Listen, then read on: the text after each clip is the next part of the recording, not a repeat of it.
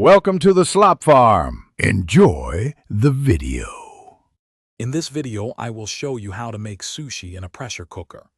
This easy method is perfect for anyone wanting to enjoy homemade sushi without the traditional fuss. We will cover everything from cooking the perfect sushi rice to assembling your rolls. Get ready to impress your friends and family with delicious, fresh sushi made right in your own kitchen, saving you both time and effort. First, let's prepare our sushi rice.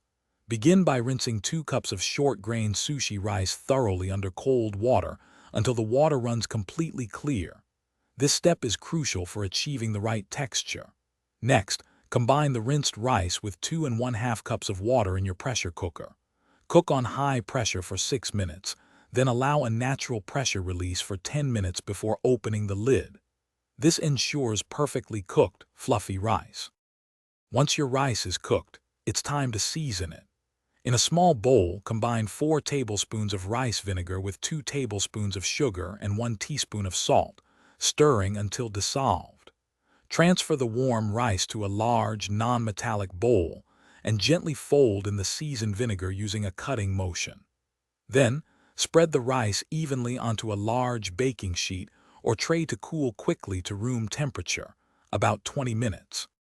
Now for the fun part, rolling your sushi. Place a sheet of nori shiny side down on a bamboo rolling mat.